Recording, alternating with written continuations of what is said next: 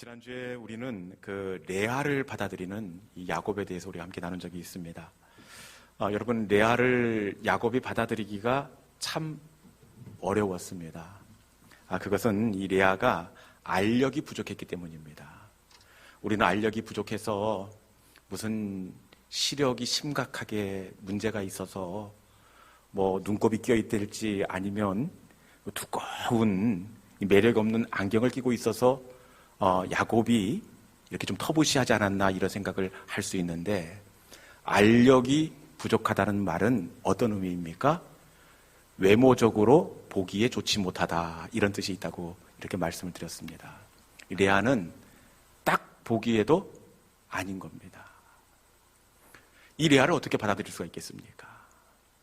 그리고 레아는 이 야곱의 인생 가운데 단 한 번도 생각해 보지 않은 여인입니다.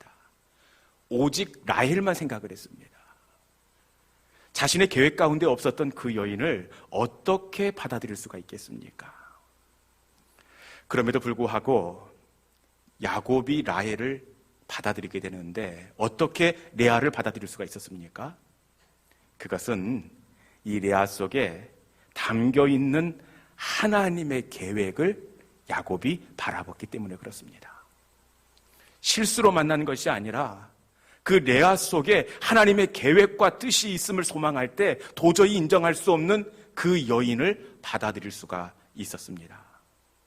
정말 하나님은 레아 속에 엄청난 계획을 담아 놓으셨더라고요. 그 여인 속에 야곱이 목축의 전문가가 될 수 있는 훈련의 기간을 담아 놓았고요. 이 여인 속에 이스라엘 12지파가 될 수 있는 아이들을 담아 놓았습니다. 그리고 이 속에 유다가 태어나게 되는데 유다 속에 다윗이 들어있었고 다윗 속에 예수 그리스도가 담겨져 있었습니다. 여러분, 믿음은 레아 속에 담아놓은 하나님의 계획을 바라보는 겁니다. 그 계획을 받아들이는 것이 바로 믿음입니다.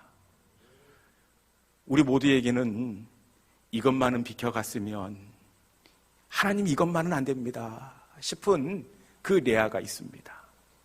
그럼에도 불구하고 이미 물을 수도 없고 어떻게 할 수도 없는 이미 결정되어 버린 그 레아가 있습니다. 저도 있어요.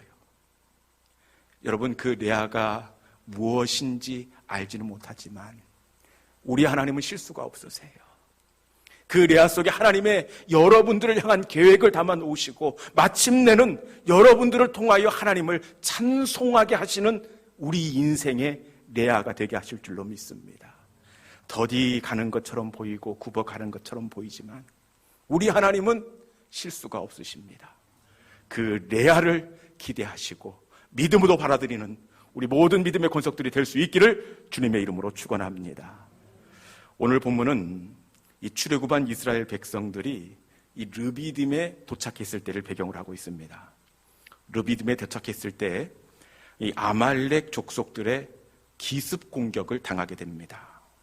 기습 공격 자체도 굉장히 어렵고 당황스럽지만 이 일이 진짜 어려운 이유가 있습니다. 그것은 이스라엘 백성들이 출애굽해서 첫 번째로 치르는 전쟁이기 때문에 그래요. 애굽에서 나온 지 한 3개월도 지나지 않았습니다.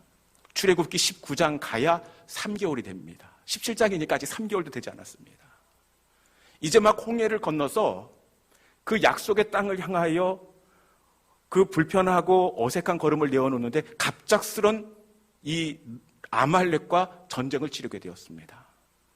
얼마나 당황스럽고 난처하고 힘이 들겠습니까? 뿐만 아니라 이 전쟁은 원래 준비를 해야 치르는 게 그래도 힘든 게 전쟁 아닙니까? 그런데 지금은 전혀 전쟁의 기미도 없었고 준비할 수 있는 여유도 없었습니다. 오히려 앞쪽 본문에 보면 르비딤에 도착해서 이들이 물이 없어서 하나님과 모세를 원망했더라. 싸우기 위해서는 마음이 모여져야 되는데 이미 갈등이 커져서 마음이 나뉠 대로 나뉘어져 버렸습니다. 이 상황에서 어떻게 전쟁을 치를 수가 있겠습니까? 그래도 어쩔 수 없이 벌어진 일이라 수습을 해야 될 터인데 모세가 이렇게 다시 이 전열을 갖추고 이 아말렉과 싸움을 준비를 합니다.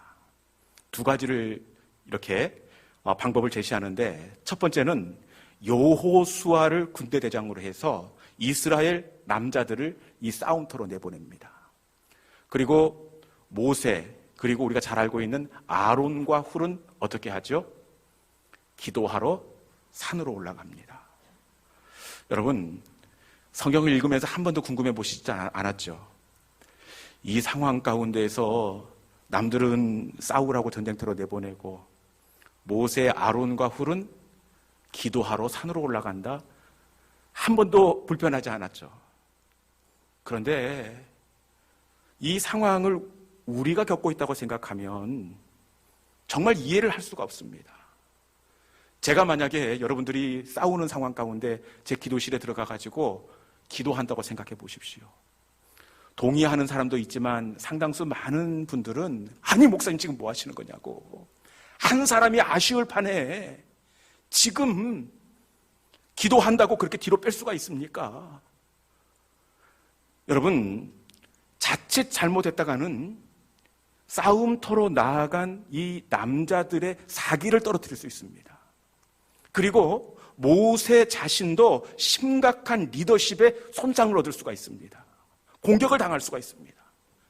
그렇지 않겠습니까? 그럼에도 불구하고 오늘 본문에 보니까 모세는 여호수아를 전장터로 보내고 아론과 훌과 함께 기도하러 산으로 올라갔습니다. 왜 이 상황 가운데서 굳이 모세는 그 기도의 자리, 영적인 자리로 나아갔을까요? 왜 그랬을까요? 그것은 이 모세는 알고 있었기 때문에 그래요. 무엇을 알고 있었느냐? 모세는 삶의 자리와 그리고 영적인 자리가 별개의 것이 아니라 서로 연결되어 있다는 것을 알았기 때문에 기도의 자리로 나아갔다는 사실입니다.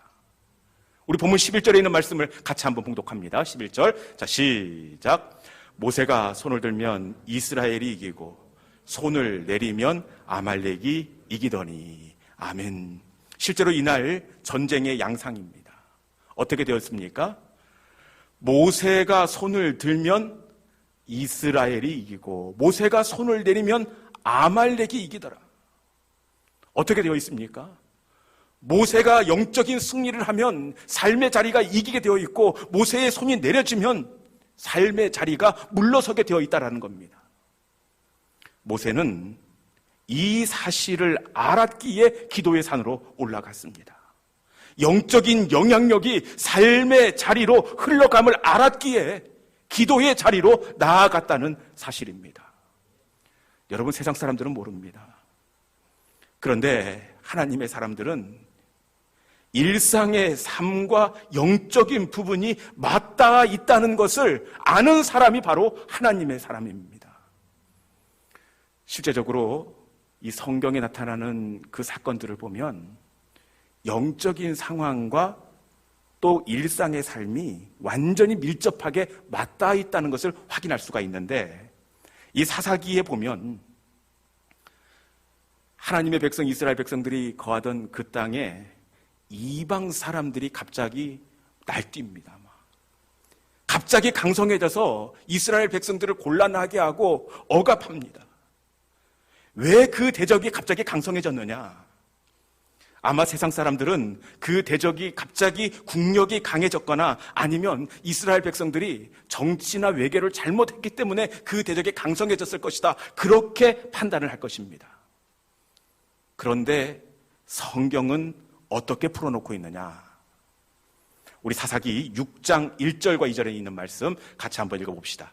자막에 있는 사사기 6장 1절 2절 말씀 같이 읽습니다. 자, 시작. 이스라엘 자손이 또 여호와의 목전에 악을 행하였으므로 여호와께서 7년 동안 그들을 미디안의 손에 넘겨주시나 미디안의 손이 이스라엘을 이긴지라. 아멘. 왜 미디안 족속이 강해졌습니까? 이스라엘 백성이 또 여호와 앞에 악을 행한지라. 미디안이 문제가 아니라 이스라엘 백성이 또 악을 행한지라. 영적으로 무너졌기 때문에 그렇습니다. 여러분, 이걸 알았기에 사사시대의 하나님의 사람 이스라엘 백성들은 삶의 자리에 어려움이 생길 때마다 영적인 자리를 점검하고 하나님 앞에 다시 나아가 기도에 손을 들고 회개하며 영적인 자리를 다시 수축했다는 사실입니다. 그들이 영적으로 회복될 때 하나님은 사사를 세우시고 그리고 삶의 자리를 회복시켜 주셨습니다. 순서가 중요합니다. 영적인 회복이 먼저이고 그 다음이 삶의 자리가 회복된다는 사실입니다. 여러분, 믿음을 이걸 아는 거예요. 세상 사람들은 눈에 보이는 것만 중요하게 생각하고 거기에만 매진합니다. 그런데 하나님의 사람들은 영적인 자리가 삶의 자리에 직접적으로 영향을 끼친다는 것을 알고 영적인 싸움, 영적인 도전, 그 일을 감당한다는 사실입니다. 여러분, 영적인 게 진짜로 삶에 아주 섬세하게 영향을 미칩니다. 제가 지난 가을에 이렇게 부임 대신방을 갔는데 우리 권사님 가정에 갔습니다. 그런데 권사님 아드님이 야근이 없는 한 매일같이 와서 하루에 한 번 저녁에 꼭 어머님과 예배를 드린대요. 치매가 좀 심하시고 건강이 많이 안 좋으셨는데 왜 들으시는지 이유를 말씀하세요. 처음에는 어머니가 좋아하시니까 드렸는데 그 아드님 하시는 말씀이, 목사님, 뭔가 있어요. 예배를 드리면 어머님이 차츰차츰 좋아지신다는 겁니다. 영적인 부분, 어머님의 영적인 부분이 회복되니까 기억력도 회복되고 건강도 회복된다는 그것을 이 아드님이 경험했다라는 겁니다. 여러분, 집에서 자녀들을 이렇게 양육해봐도 목사지만 제가 영적으로 좀 느슨하고 그러면 애들이 왜 이렇게 날뛰는지 모릅니다. 그런데 여러분, 지그시 앉아서 기도하고 제가 영적으로 충만하고 영적인 싸움을 싸우면 아이들 분위기가 달라지고 집안 분위기가 달라지더라고요. 여러분, 영적인 부분, 삶의 자리가 별개가 아니라 이게 하나입니다. 영적으로 승리하면 우리의 삶에도 승리의 개가를 부르게 될 줄로 믿습니다. 영적인 부요함, 영적인 충만함에 마음을 쏟는 우리 믿음의 성도들이 될 수 있기를 주님의 이름으로 축원합니다. 이 모세가 산에 올라가서 기도의 자리를 감당합니다. 모세는 알았어요.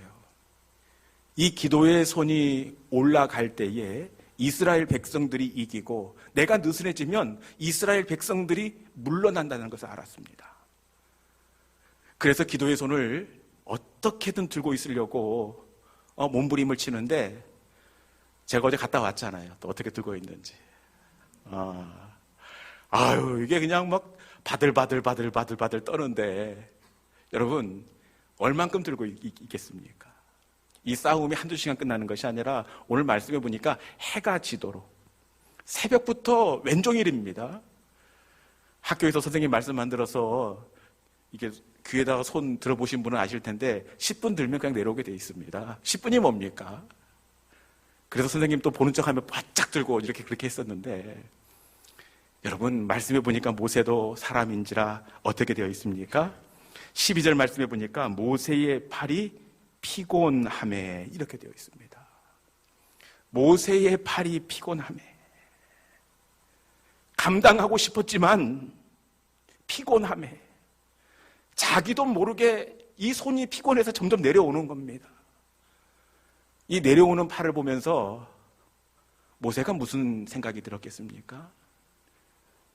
자꾸만 이렇게 전세가 뒤집히는 그 광경을 보면서 그 손을 감당하려고 몸부림을 치지만 자기도 모르게 자꾸만 내려오는 겁니다. 그 마음이 어떻겠습니까?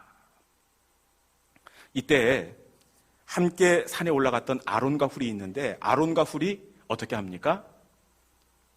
우리는 주일학교 때 설교를 너무 잘 들어서 한 사람은 이쪽에서 한 사람은 이쪽에서 그 손을 붙잡아 주었다 이것만 생각하는데 여러분 그렇지 않습니다. 어떻게 했는지 우리 12절 나왔으니까 한번 같이 읽어볼까요? 같이 읽습니다. 자, 시작.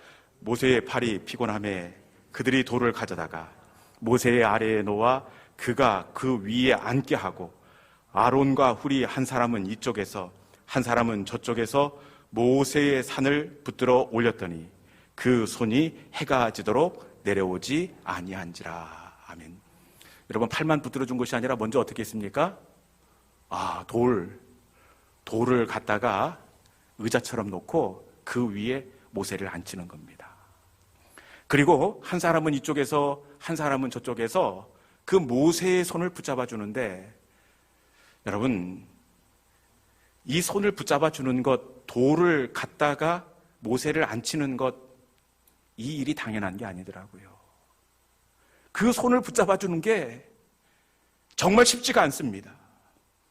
손을 붙잡아 주기보다는 오히려 핀잔을 주고 그리고 잘못을 지적하기가 쉽습니다. 그렇지 않습니까? 아니 지금 뭐 하는 거냐고. 지금 전쟁의 성패가 모세 당신 손에 달려있는 것 지금 보이지 않냐고. 지도자가 돼가지고 그것 하나 감당하지 못하느냐고. 이러다가 우리가 지면 어떻게 할 거냐고.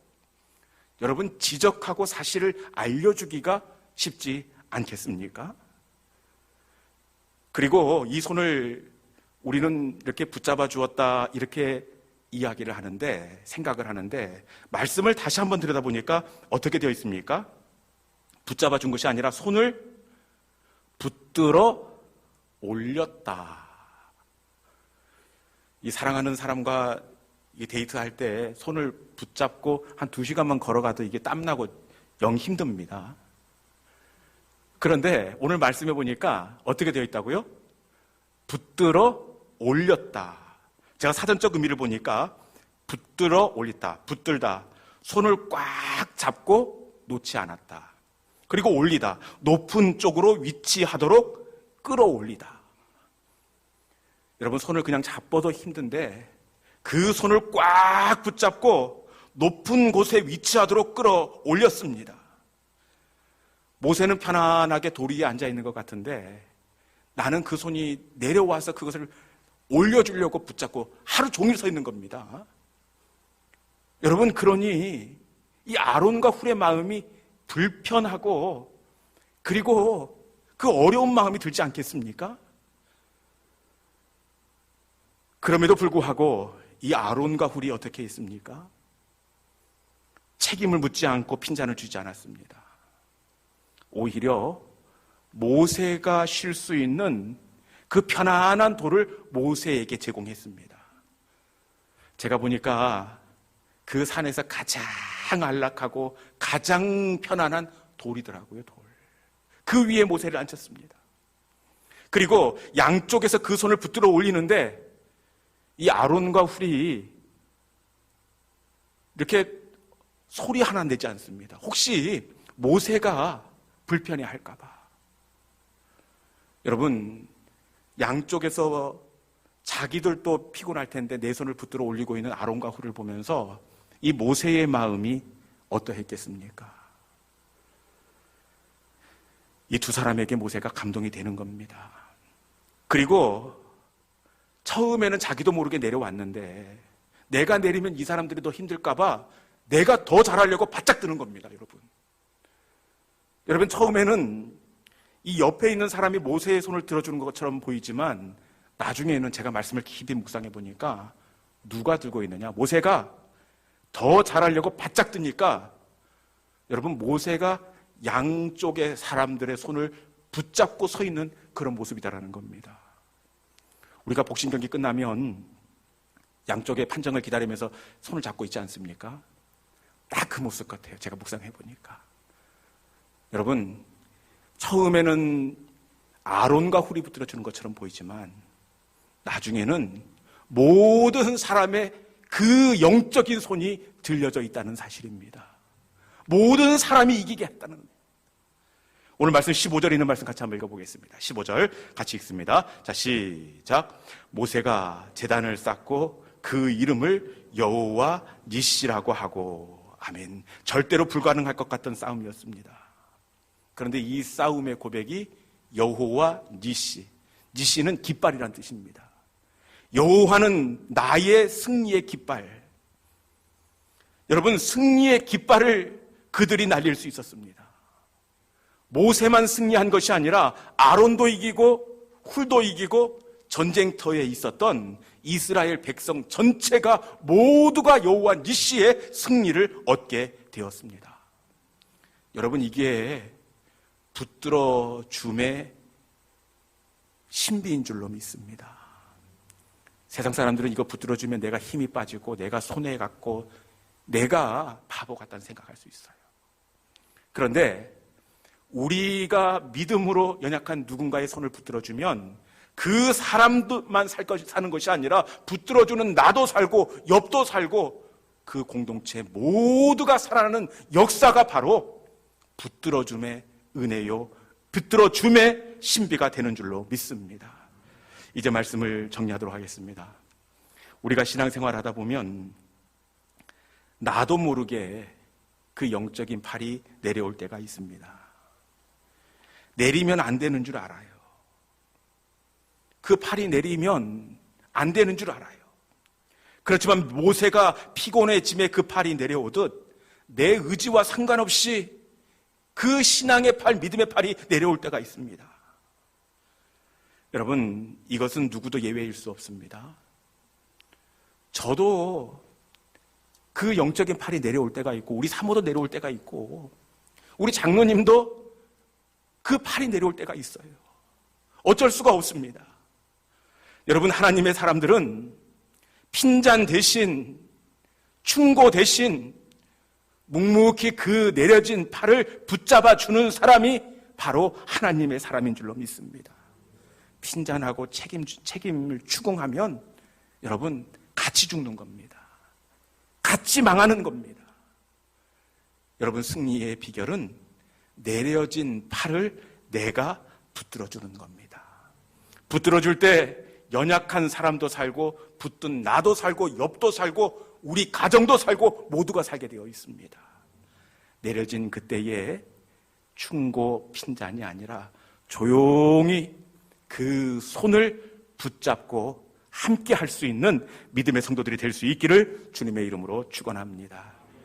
코로나가 점점 깊어지면서 염려와 걱정이 참 많습니다.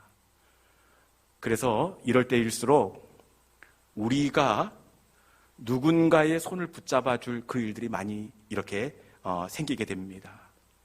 지난 한 주간 우리 교회도 뜻하지 않는 그런 혼란스러운 한 주간을 보내게 되었는데 어떤 성도님 한 분이 확진된 걸 모르고 이 교회에 예배를 드리고 갔다가 그리고 나서 확진 판정을 받았습니다. 다행히 이렇게 방역 수칙을 잘 지켜서 별 문제는 발생하지 않았습니다. 그럼에도 불구하고 이 집사님 마음이 어떻겠습니까? 민망하고 그리고 미안하고 어쩔 줄을 몰라 하셨습니다. 여러분, 그런데 우리 교회가 참 수준이 있습니다. 보통 이런 일이 있으면 제가 보니까 딴 교회입니다. 딴 교회는 왜 교회는 와가지고 그러느냐고, 그리고 이거 퍼지면 어떻게 하려고 그러느냐고. 여러분, 이 이야기 안 해도 될 부분인데 그러면 이 집사님 마음이 어떻겠습니까? 안 그래도 어렵고 힘든데. 그런데 우리 교회를 제가 참 너무 감사한 게 지난주에 제가 보니까 우리 교우들이 참 따뜻하게 그 집사님을 잘 덮어주시더라고요. 어떤 분들은 문자로 또 전화로 위로하시기도 하고 해당 여전도에서는 시장을 받아가 그 집 대문 앞에 놓고 오시더라고요. 또 어떤 권사님은 직접 과일도 준비하시고 빵도 놓으시고 빵은 그만 가져오라고 저한테 그러시더라고요. 네. 여러분, 또 어떤 분은 또 피자를 놓고 오시기도 하고 이전보다도 훨씬 풍성하게 한 주간을 보냈다. 그런 이야기를 들은 적이 있습니다. 어제 집사님과 통화를 했는데 처음에는 민망하고 불편한 마음이 들어서 교회를 아주 코로나 끝날 때까지 쉬려고 했다는 겁니다. 그런데 어려운 시간을 통해서 생각하지 못했던 큰 사랑과 격려를 통해 너무 큰 감동이 되었다는 겁니다. 그러면서 그분 말씀이, 목사님, 저도 이후에는 누군가의 눈물을 닦아주는 성도가 되겠습니다. 누군가의 내려온 그 손을 제가 붙잡아 주겠습니다. 이런 말씀을 하시는 걸 듣게 되었습니다.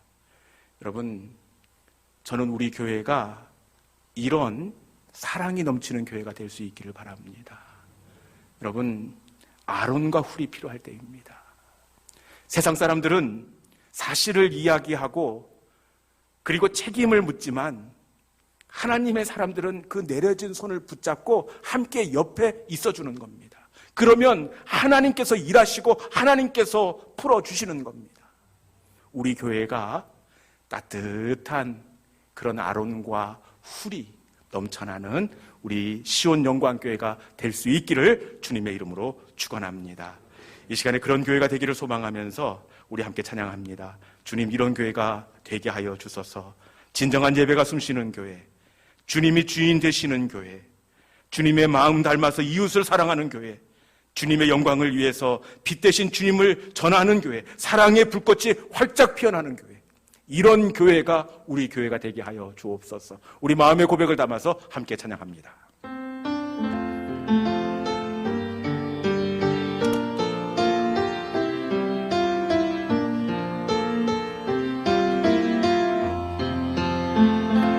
진정한 예배가 숨쉬는 교회, 주님이 주인 되시는 교회, 믿음의 기도가 쌓이는 교회, 최고의 찬양을 드리는 교회, 말씀이 살아 움직이는 교회, 성도의 사랑이 넘치는 교회, 섬김과 헌신이 기쁨이 되어 열매 맺는 아름다운 교회, 주님의 마음 닮아서 이웃을 사랑하는 교회, 주님의 영광을 위해서 빛 대신 주님 전하는 교회, 사랑의 불꽃이 활짝 피어나 날마다 사랑에 빠지는 교회, 주께서 사랑하는 우리 교회가 이런 교회 되게 하소. 주님의 마음, 주님의 마음 닮아서 이웃을 사랑하는 교회, 주님의 영광을 위해서 빛 대신 주님 전하는 교회, 사랑의 불꽃이 활짝 피어나 날마다 사랑에 빠지는 교회, 주께서 사랑하는 우리 교회가 이런 교회 되게 하소. 주께서 사랑하는, 주께서 사랑하는 우리 교회가 이런 교회 되게 하소서.